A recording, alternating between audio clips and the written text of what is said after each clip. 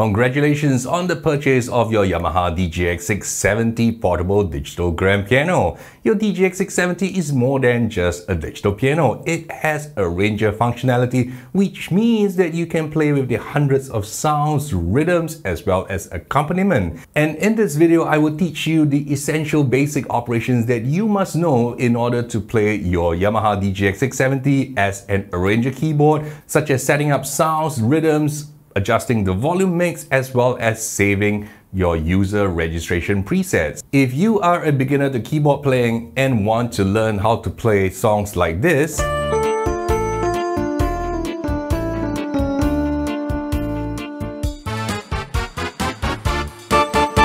do check out my keyboard course specifically for arranger pianos and keyboards like the Yamaha DGX-670 at jeremyc.com. You will find a link in the description below. When you turn on your Yamaha DGX-670 for the first time, you'll be presented with this main screen here, which shows you all your different voices that are selected, which are the voices that are active, as well as the styles that you have selected, as well as the tempo. Your DGX-670 has the ability to layer up to 2 voices on the right hand part of your keyboard and a voice for your lower part of your keyboard.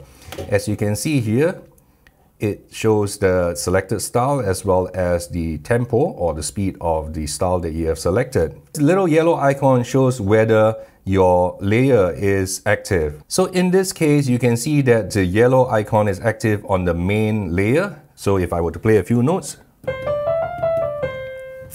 you will not hear the strings pad. You will only hear the CFX grand piano sound because the strings pad is not turned on. To turn it on, all you need to do is head over to this part here where it says part on and off, and if you make sure that the layer is lit up, and you can see that it is now yellow in color for both the main and layer. When you play your keyboard,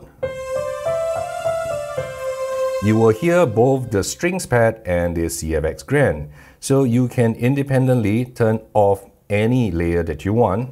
In this case, if nothing is turned on and you don't see any yellow icon here, when you play, you will hear nothing.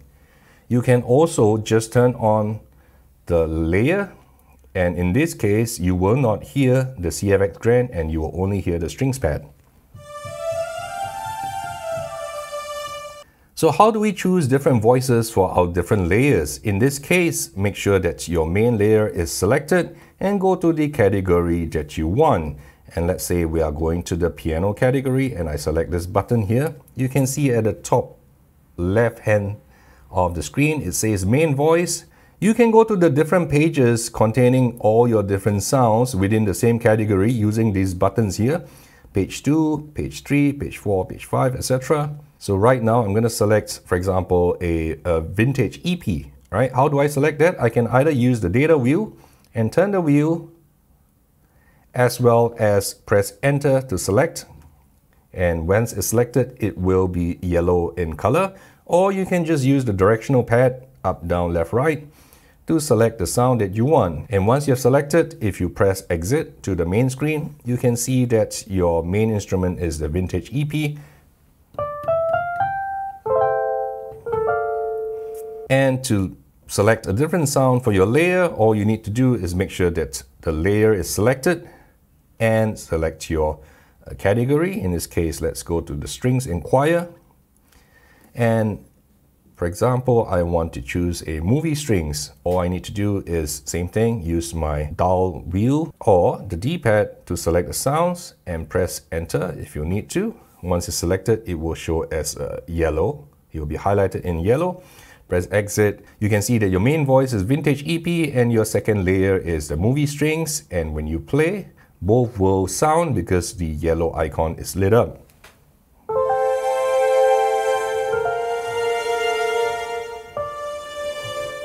Next, how do we choose a rhythm? To choose a rhythm or a style, is what Yamaha calls it, you just need to head over to the left side of your DGX-670 and choose, for example, the category that your style is in. In this case, let's choose the standards and jazz. So we're going to choose jazz club, for example, and all I need to do is turn the wheel or use the directional keypad and press enter and Yellow will be selected. The default tempo is indicated here. Over here is 164. If you want to change the tempo, all you need to do is head over to this button here, just below your style, press tempo. A little window will pop up showing the current tempo, and you can use the wheel to turn up or down.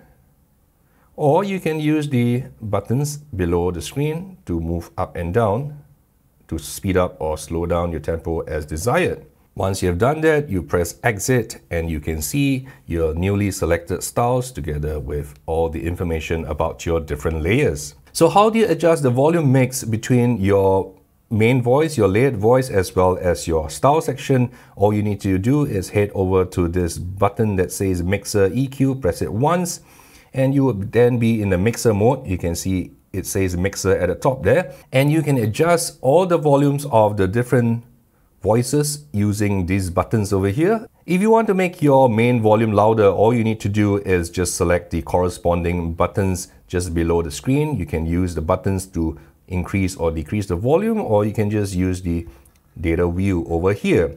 If you find that your layered voice, your second layer, is too loud, all you need to do is just turn down the volume using the corresponding buttons and using the data view.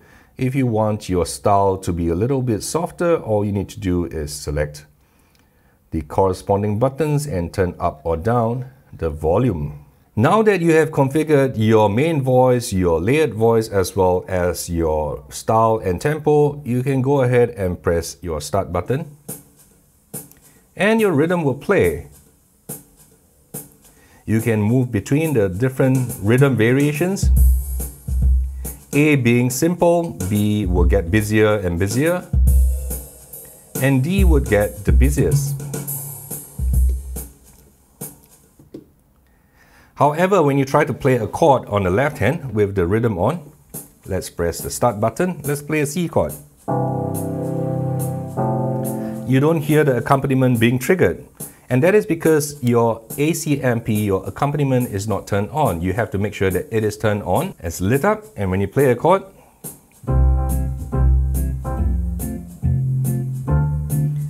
and you can hear an accompaniment. And the screen will show the chord that you're playing.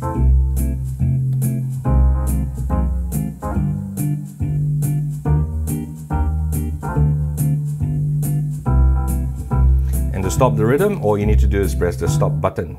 Your Yamaha DGX-670 comes with a few different accompaniment modes. You want to make sure that you are in the most appropriate mode for playing it like an arranger keyboard, especially for those who are taking my course. You want to press direct access and press ACMP, and you will hit this screen here, which will give you the different modes.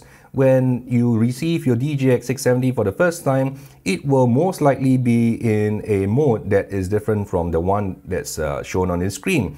You want to make sure that you use the up and down button to change it to fingered mode, and that is the one we will be using in my course, and that's the one that will make it behave like the other arranger keyboards on the Yamaha PSR range. What if you want your rhythm to start more professionally? You don't want to start the rhythm first and then you press the chord.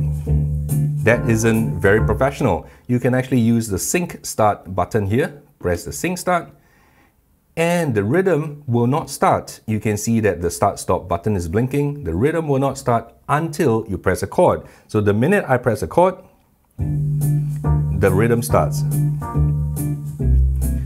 And whatever chord I play will still be reflected on the screen here. And to stop the rhythm, press stop.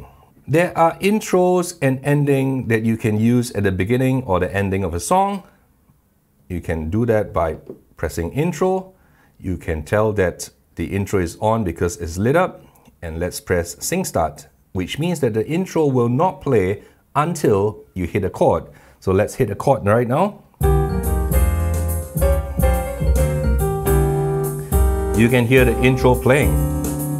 When the intro ends, it would just carry on to the rhythm variation that you have selected. Even though you only see one intro button and one ending button on your keyboard, there are actually 3 intros and 3 endings which you can select. All you need to do is press direct access, press your intro, and you will get to this screen.